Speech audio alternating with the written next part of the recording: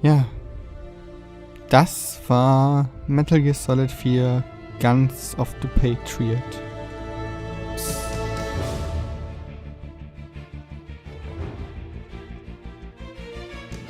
Hatte den ganzen Epilog über Gänsehaut. Also, ich muss sagen, das Spiel hat was von James Bond oder so. Ich meine,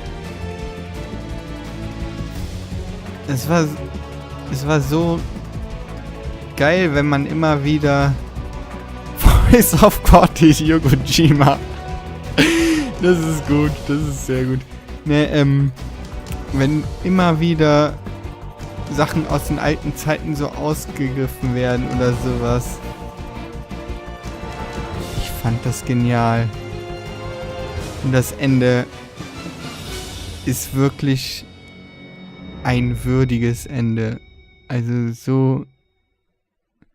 Es ist jetzt kein doofes Ende, es ist ein wunderschönes Ende. Also es ist zwar etwas traurig, aber... Hä?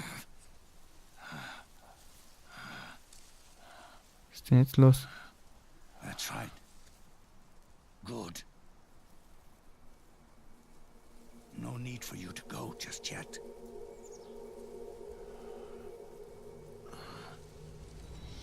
It's been a long time, Snake.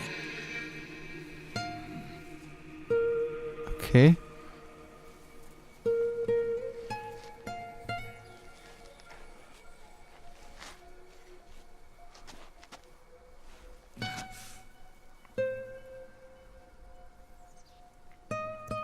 Big Boss. Big Boss.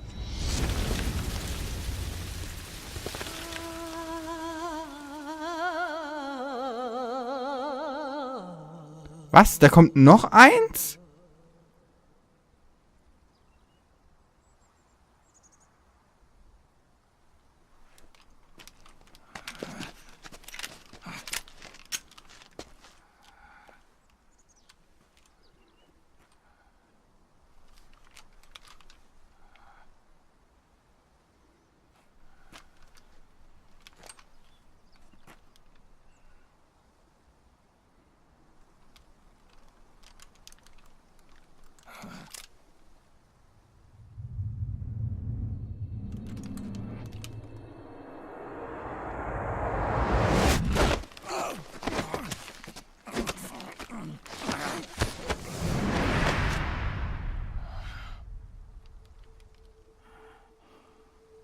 Let it go, my son.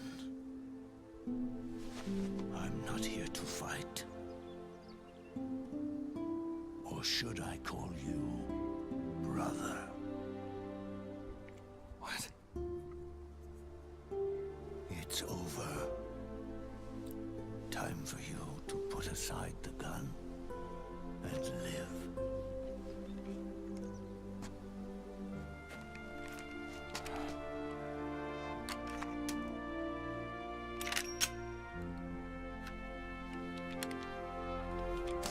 It all began with a bunch of old fools.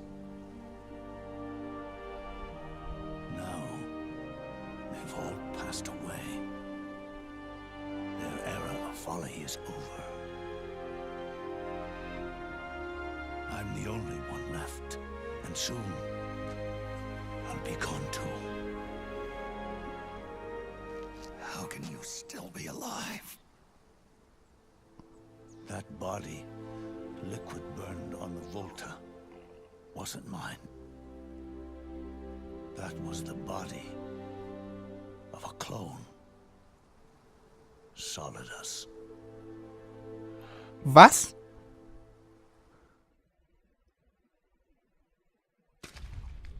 He was a perfect clone. Zero and the proxy AIs that came after him were convinced that Solidus was me. I was implanted with nanomachines, kept in a state of eternal sleep by JD and the proxy AI. They had me sealed away completely.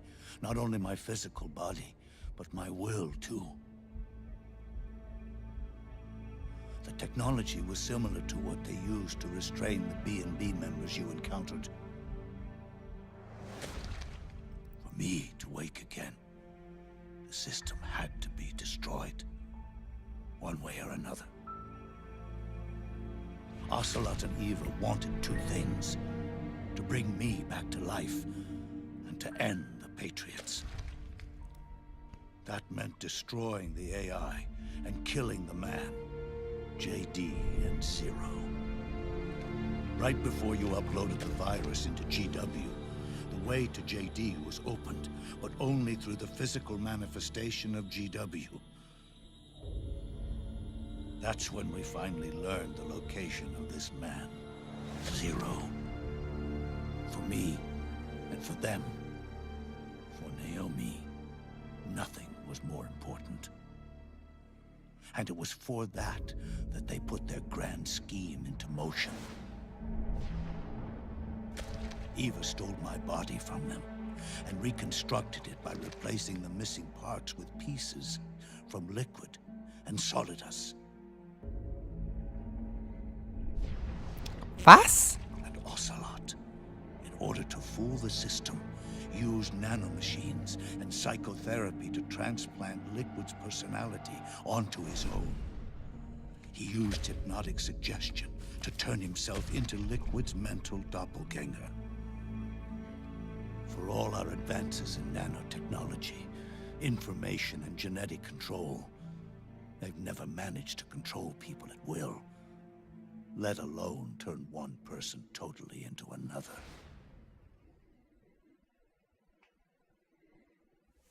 Under certain conditions, someone can be made to play a specific role.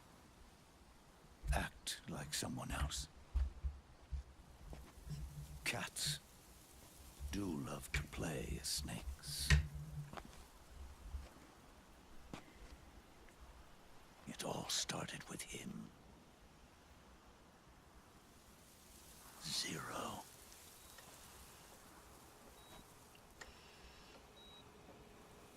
Der sieht aus wie The End.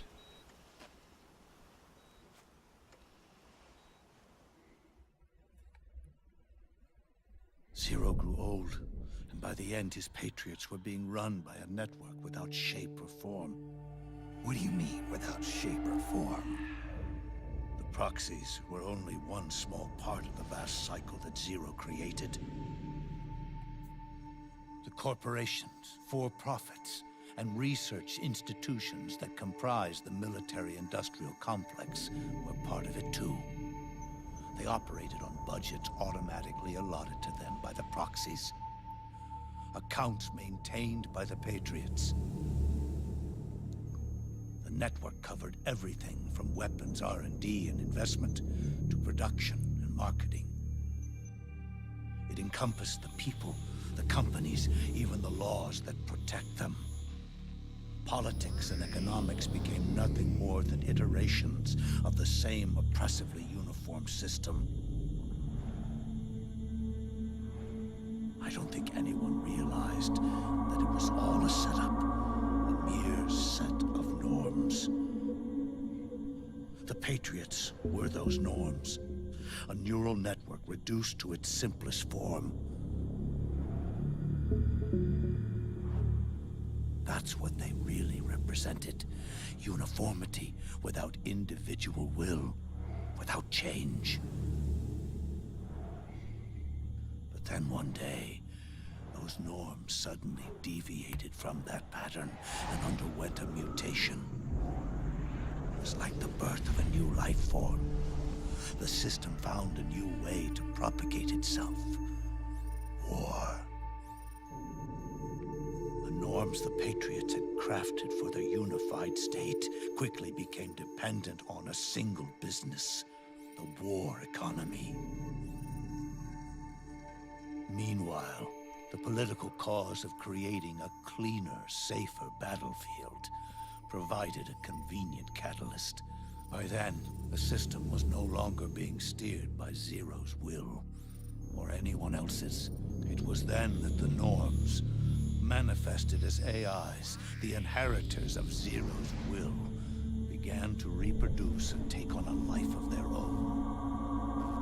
Zero's original intent was to carry on the boss's will and establish a unified world state, an inside world.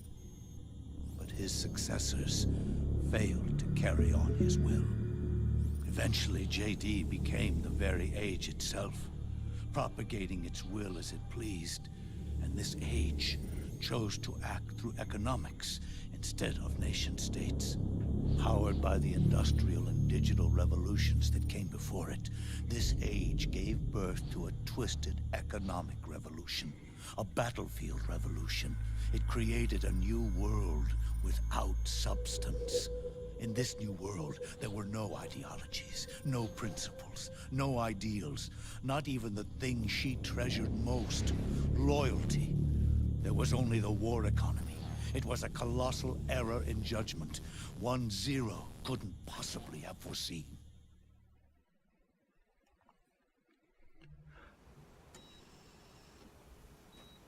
With the American system in a state of collapse, the Patriot society has reverted to a blank slate.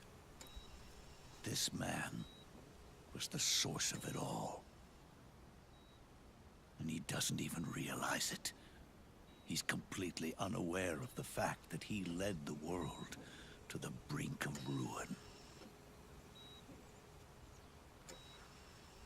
Even with so much bad blood between us, it's funny. Now that I'm actually face to face with him again, the hatred is gone. All I feel is a deep sense of longing and pity. Did Zero really hate me?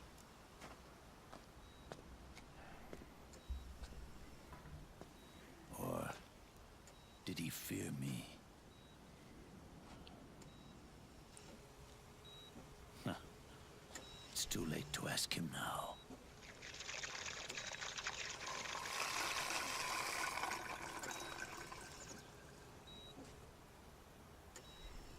The original members, Paramedic, Sigint, Eva, Ocelot.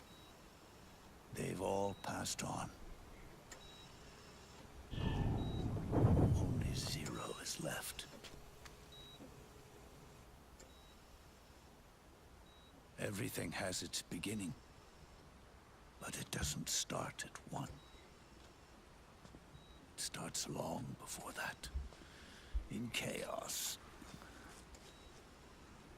The world is born from Zero. The moment Zero becomes one is the moment the world springs to life.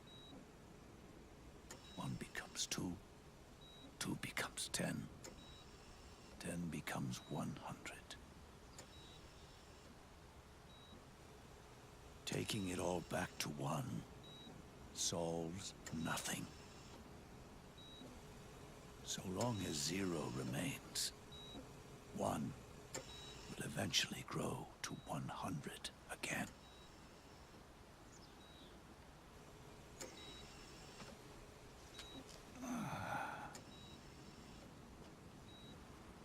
And so, our goal was to erase Zero.